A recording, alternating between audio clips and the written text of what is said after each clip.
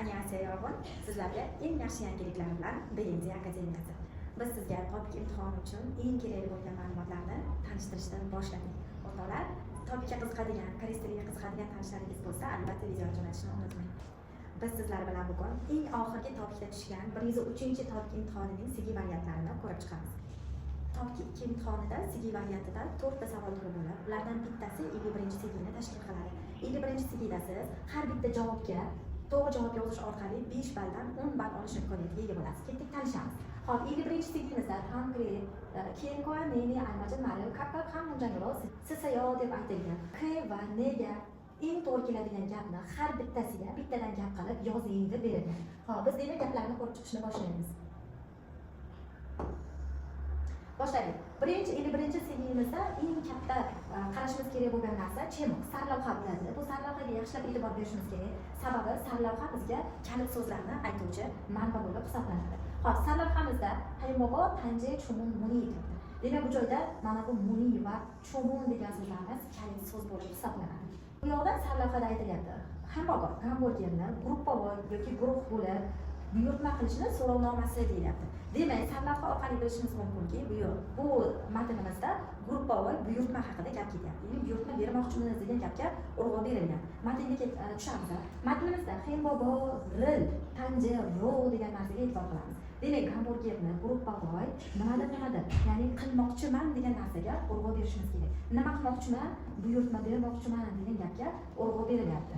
Tancho, havoyoyin, tasochi kaji, haksin, demak, haksin hivano, hembobo, yupteki, ril, nimadir va so'roq belgisi turibdi. So'roq bor, demak, bu so'roqimiz bizga muni bo'lib deyapti. Muni so'rovnoma bo'lyapti.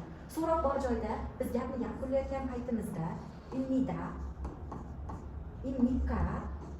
so'roq bo'lgani uchun yoki simnika bilan yakunlashimiz kerak bo'ladi. Simnika bilan yakunlashimiz kerak. Xo'p, bu yoqda gapni tarjima qilamiz. Keyingi haftada Xoyuy seshanba kuni soat 5 gacha talabalar zaliga gamburgerni 50 tasini nimadir qilib bera olasizmi degan javobni qo'yib berishimiz kerak. Ya'ni nima qilib berish mumkin? 50 tani zalga, ya'ni talabalar zaliga nima qilish mumkin? Jo'natib berish degan bu yoqda pedalxada yoki polnita degan so'zimiz tushishi kerak. Xo'p, Karim Xanji yo'lakli choshinyon paro chumun hagesimidan. Demak, mumkin bo'ladigan bo'lsa xabar bersangiz tezda buyurtma beramiz. Demak, buyurtma bermoq so'zi kelyapti. Bu yana ikkinchi kalit so'z. Buyurtma bermoqchimiz degan so'zga kalit so'z bo'lyapti. Demak, bu yoqda gaplarga e'tibor beradigan bo'lsak, birinchisiga tanjero bo'lganligi uchun chumun hadani kiritamiz. Chumun har yo'g'u hamida. Chumun hagu shipsinida. Yoki bo'lmasam shunga o'xshash barcha javoblarni qo'yadigan bo'lsak, shu ma'nodagi gaplarni imloviy xatolarsiz qo'yib beradigan bo'lsak, bizda 5 ball olish imkoniyati bor. Xo'p, ikkinchisida savol bo'lganligi uchun 50 tani jo'natib bera olasizmi degan javobni qo'yishimiz kerak. Ya'ni pedalhe cho'shilsu isishimnika, pedalhe cho'shilsu issimnika yoki bo'lmasam poni cho'shilsu isishimnika degan javoblarni qo'ysak bo'ladi. Xo'p, javoblarga o'tadigan bo'lsak, javoblarimizda tanjero bo'lganligi uchun birinchi kega kiradigan javob. Chumun har yo'g'u hamida. Buyurtma bermoqchiman. Endi shu ma'noni bildiruvchi chumun hagu shipsimida. Buyurtma qilishni xohlaymiz, qilmoqchimiz degan ma'noni bildiryapti.